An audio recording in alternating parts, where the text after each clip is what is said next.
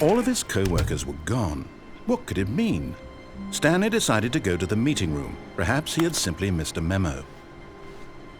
No matter how hard Stanley looked, he couldn't find a trace of his co-workers.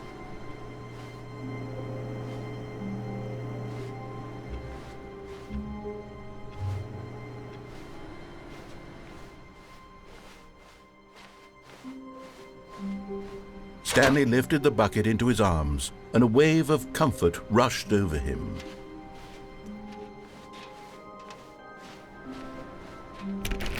Oh, please. Are you really just doing this for the trophy? Click a door 5 times? Is that all you think a trophy is worth? No. I can't just give these merits away for such little effort. A measly 5 clicks?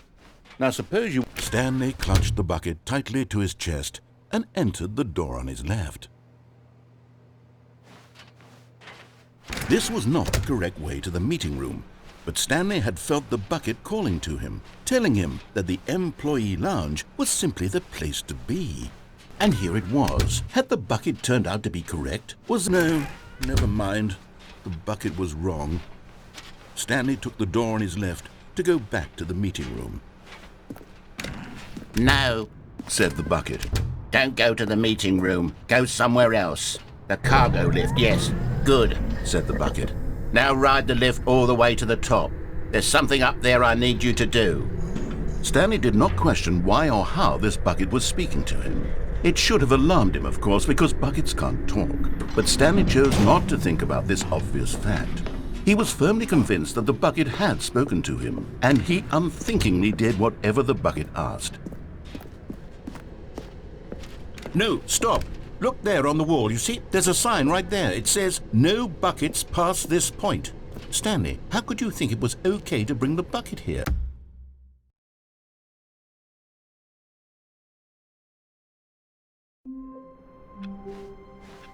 All of his co-workers were gone.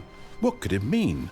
Stanley decided to go to the meeting room. The confusion and the chaos all seemed to melt away as Stanley embraced the bucket. Stanley clutched the bucket tightly to his chest and entered the door on his left.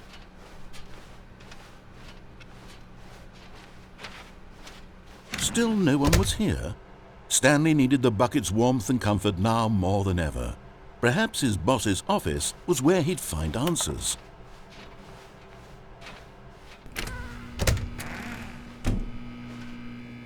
Oh, Stanley, can you feel it? The broom closet. It wants the bucket. You can feel that, can't you? The aura of jealousy? It's as clear as day. This broom closet believes it deserves the bucket. I can really feel it now. It's a bucket. It belongs in a broom closet. That's what the broom closet is trying to say here. It's supposed to go with the other cleaning supplies. Good for you, Stanley. Don't give in. Don't hand over the bucket.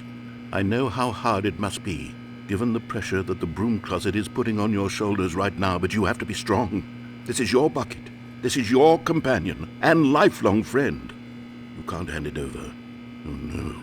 We're getting into name-calling now, it seems. Is this how low the broom closet has sunk, that it has to resort to this stream of petty insults simply in order to get you to hand over the bucket? Stanley, I never liked this broom closet for a variety of reasons, but even this is worse than I had imagined. And wait, now the broom closet has the gall to imply that you and the bucket are not truly deep and lasting friends? That your relationship is purely superficial and convenient? That your life is so banal and meaningless that you'd feel the same sort of kinship towards any inanimate object which happened to lay in your path in an even partially enticing manner? Well, I never. Go on, Stanley. Lay into it. Really tell the broom closet off for its demeaning comments. Expand on the wide variety of experiences you and the bucket have shared together. Go through each of them point by point. Share your journal entries detailing the rich emotional landscape of your feelings for the bucket as they have changed and evolved over the years. Let him have it.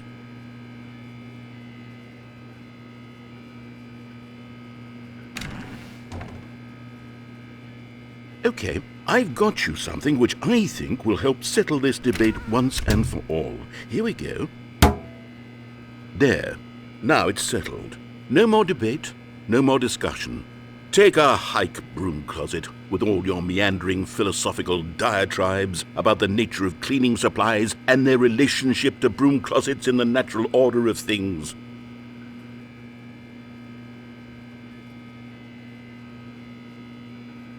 All right, I've got a second sticker back here, and I'm going to slap it on as well because I think it's appropriate. You see? I feel that it works because the sticker is also a bucket. That way, if you're ever unsure whether the thing you're holding is a bucket or not, you can look down at this sticker and say to yourself, "Ah, it's a bucket." There really is a wide variety of applications for this sticker.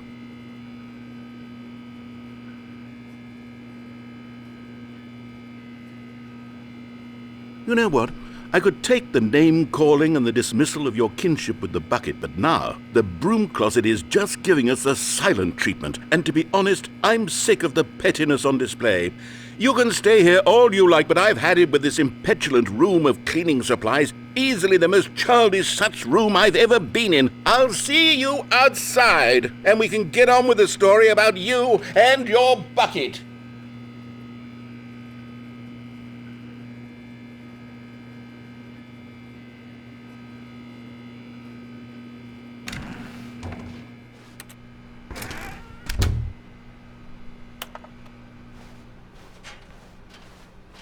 Coming to a staircase, Stanley and the bucket walked upstairs to the boss's office.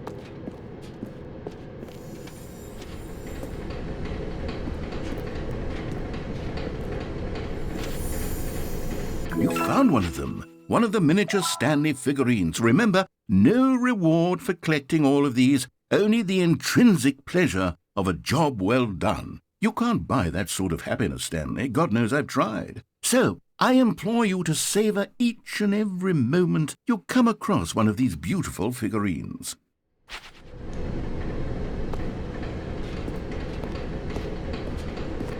But Stanley just couldn't do it.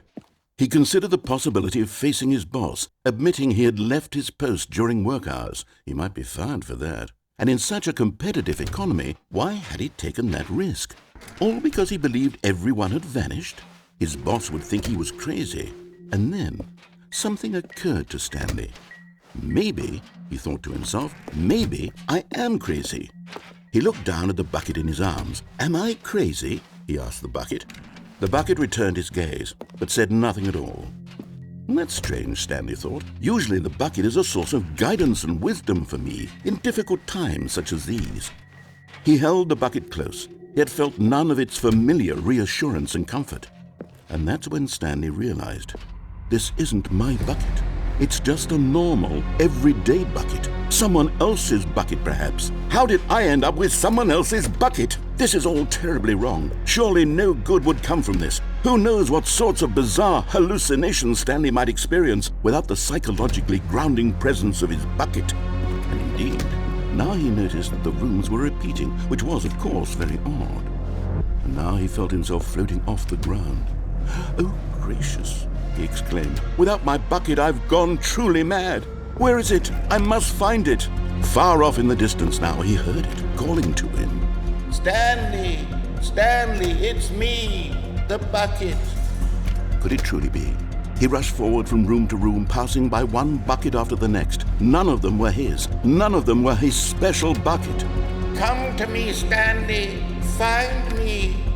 He had to find the bucket. He had to return to his old friend. It was the only way to truly restore his sanity. And then suddenly, he froze dead in his tracks. He knew where the voice of the bucket had been coming from. The real bucket was inside of him all along. It was incredibly painful. Stanley doubled over in agony and blacked out.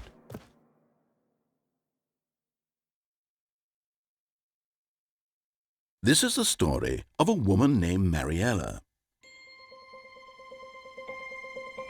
Mariella woke up on a day like any other.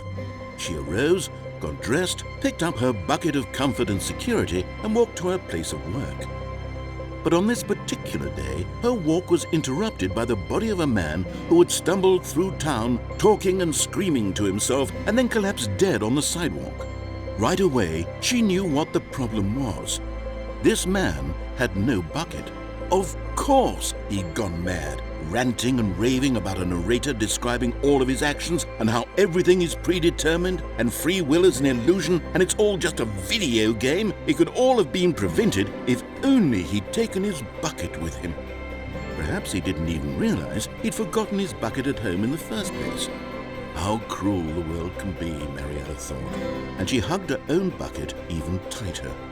But of course, she had no time for this. There were a myriad of confusing problems she would soon have to confront at work, for which her bucket would provide absolute guidance and total clarity on everything. Heck yes, she thought to herself, my life kicks ass. And she backflipped all the way to work.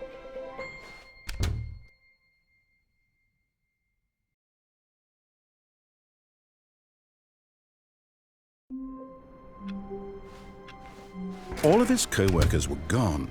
What could it mean? Stanley decided to go to the meeting room. Perhaps he had simply missed a memo.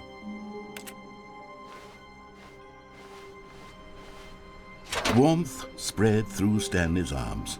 With the bucket in his arms again, he was home.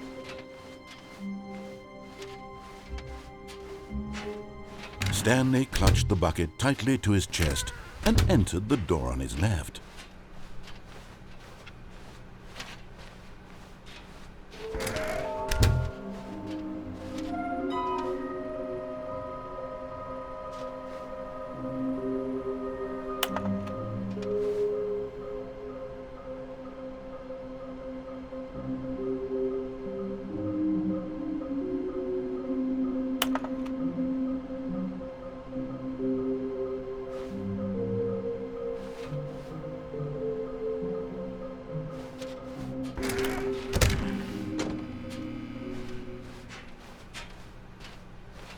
Coming to a staircase, Stanley and the bucket walked upstairs to the boss's office.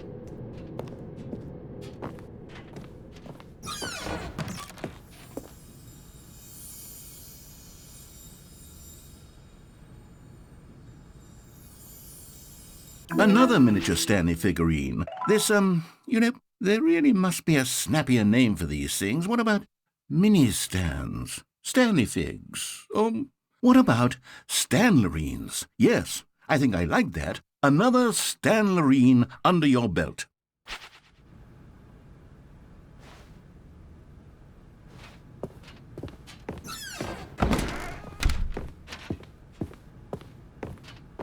Stepping into his manager's office, Stanley was once again stunned to discover not an indication of any human life. Crushed by the weight of this revelation, Stanley may have broken down into an emotional dumpster fire if not for the soothing presence of the bucket. Even now, in his darkest of hours, did the bucket's warmth and guiding light pierce the dark clouds of confusion and chaos. It would be with him always. The bucket would, and he knew it. The two of them were inseparable. At this point, Stanley was so absorbed in the tender spiritual connection he shared with the bucket that he didn't notice the keypad behind the boss's desk. Nor in his bliss of simply being near the bucket did he have any notion that the PIN number for the keypad was 2845. But Stanley guessed the correct code by sheer luck. Was it that the bucket knew all along? Was the bucket guiding him? Yes, this is certainly the most logical explanation.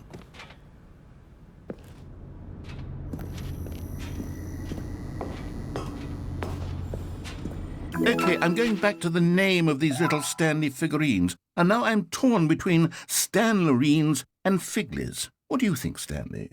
What name better encapsulates the intrinsic sense of happiness that you get from seeing a small number in the corner of your screen go up by 1? Let me sit on it. I'm sure it will come to me.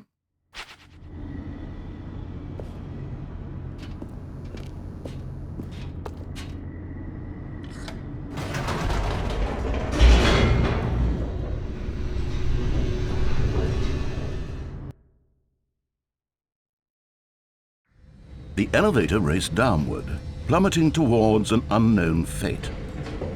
It would be all Stanley could do to keep himself together, if not for the bucket. Soothing him, comforting him, reassuring that in this darkest moment of uncertainty, he would be all right. The bucket is here for you, Stanley. Everything will be fine.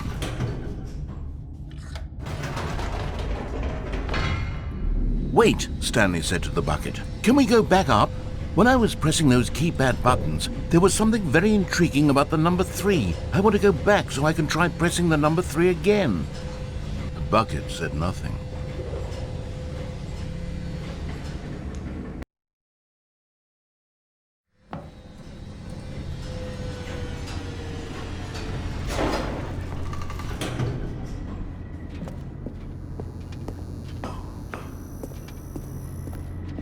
Here we are, said Stanley. Now I'm going to try out that number 3 button. He took the bucket over to the keypad and began absolutely slamming on the number 3 over and over and over.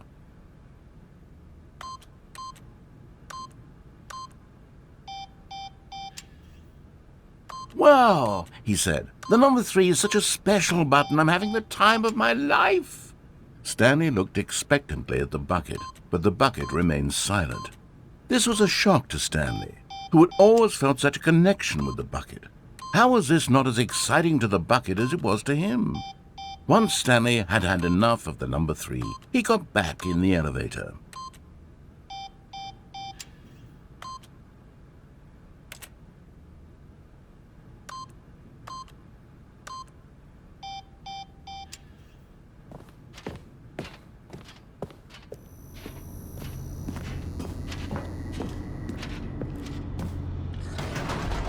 Perhaps the bucket had missed something. Perhaps it had not seen how much joy Stanley got from slamming the number 3 repeatedly.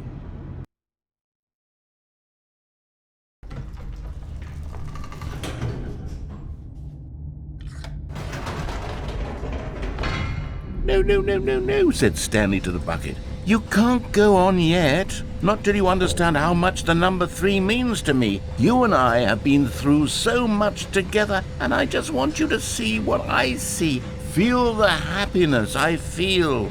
He smiled at the bucket, and the bucket said nothing.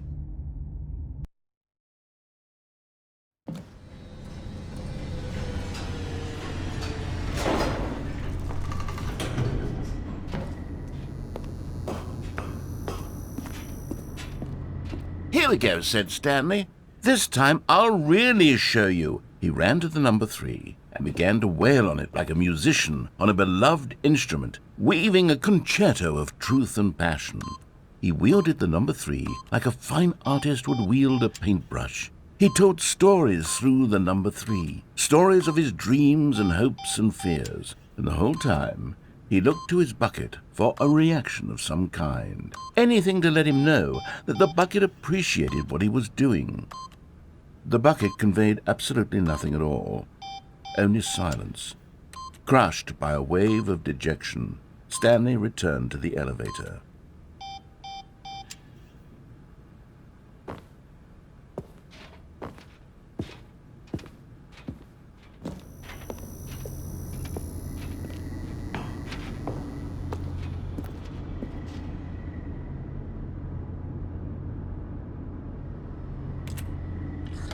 Stanley and the bucket were so close. They'd always been there for one another. Why suddenly could the bucket not connect with this passion of Stanley's? The question caused Stanley to ruminate the whole way down the elevator. He knew that there must be a way to get through to the bucket, to communicate fully with his dear friend. Surely there was a solution, mustn't there be?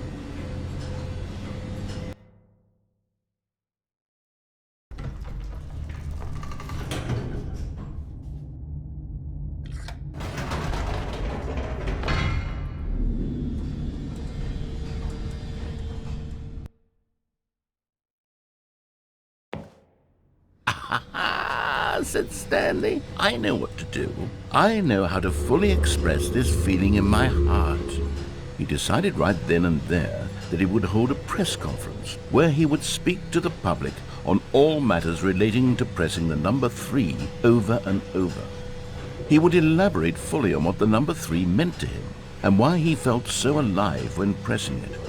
Then the bucket would be able to see his joy through the eyes of others. It would get to see the world react to this discovery of Stanley's. and it would be through the public eye that the bucket would finally understand Stanley's work. For months, he advertised and marketed his press conference, building excitement around it, developing and rehearsing it, until it couldn't be refined a single measure further. When the big day arrived, Stanley was as prepared as he'd ever been for anything in his life. This was it. One last chance to win the bucket over. One opportunity to share a true connection with a loved one.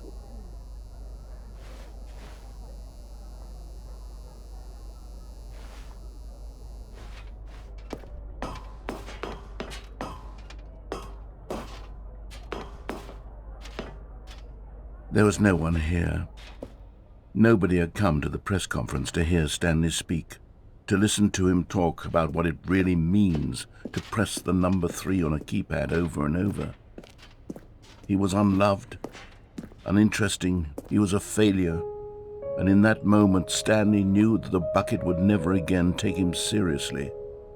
There would be no connection, no deeper understanding. The bucket merely sat there in his arms, indifferent. And so it began that slowly, over many years, the two of them grew more and more distant.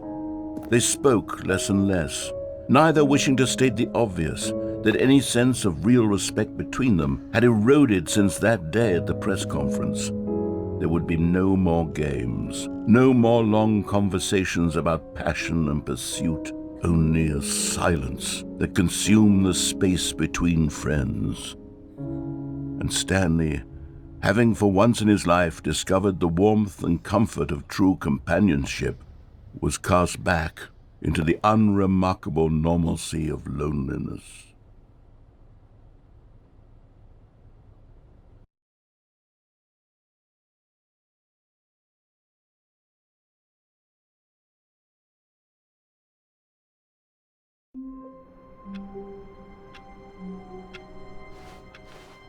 All of his co-workers were gone. What could it mean? Stanley decided to go to the meeting room. Perhaps he had simply missed a memo. Stanley picked up the bucket and smiled. He'd never be alone again, not truly alone, not with the bucket around. Stanley clutched the bucket tightly to his chest and entered the door on his left.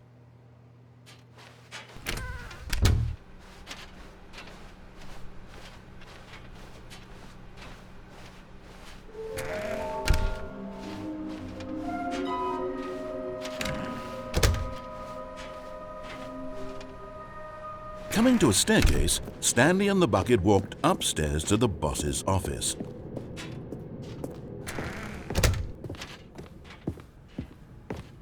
Stepping into his manager's office, Stanley was once again stunned to discover not an indication of any human life.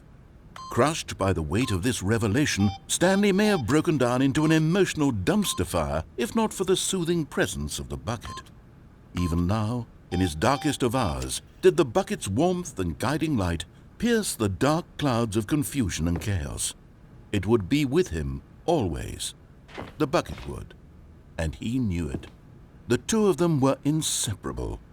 At this point, Stanley was so absorbed in the tender spiritual connection he shared with the bucket that he didn't notice the keypad behind the boss's desk. Nor in his bliss of simply being near the bucket did he have any notion that the PIN number for the keypad was 2845. But Stanley guessed the correct code by sheer luck. Was it that the bucket knew all along? Was the bucket guiding him? Yes, this is certainly the most logical explanation.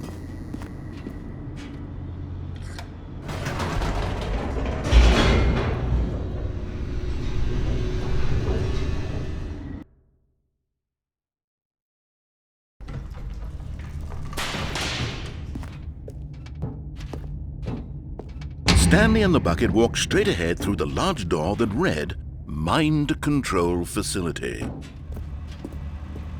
Although this passageway had the word escape written on it, the truth was that at the end of this hall, Stanley and the bucket would both meet a violent death. The door behind them was not shut.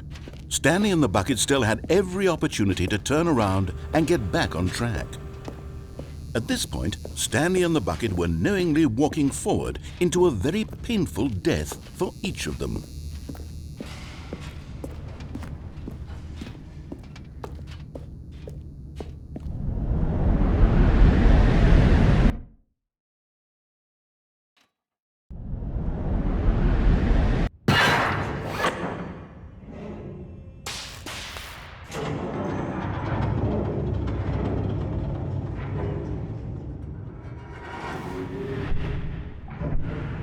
As the machine whirred into motion and Stanley and the bucket inched closer to their demise, Stanley reflected on how meaningless the bucket's warmth and comfort had turned out to be.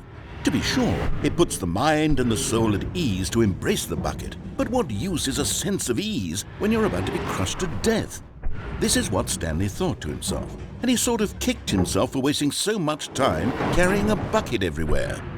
Farewell, Stanley.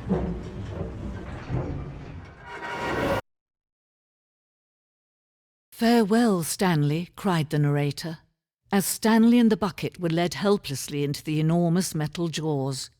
In a single visceral instant, the bucket's life came to an end as it was crushed violently to death.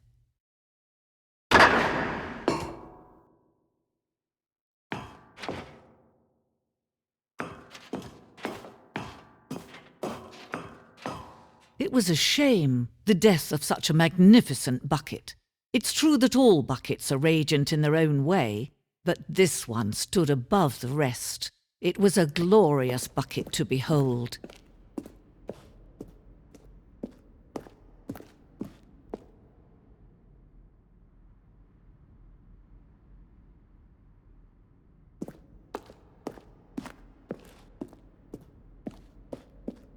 Can you see how arrogant it was for Stanley to take a bucket like this and to claim it for his own? Can you see the hubris that blinded him? Can you see that the bucket is far more noble than Stanley will ever be in his short life?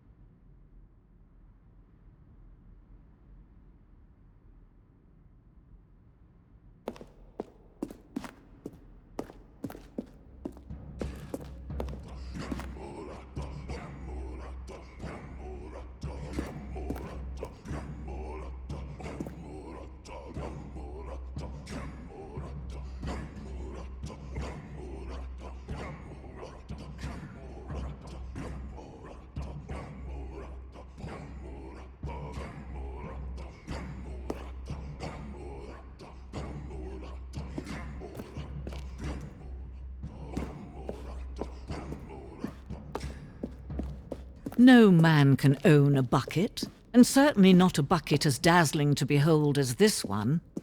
It is man who should kneel before the bucket.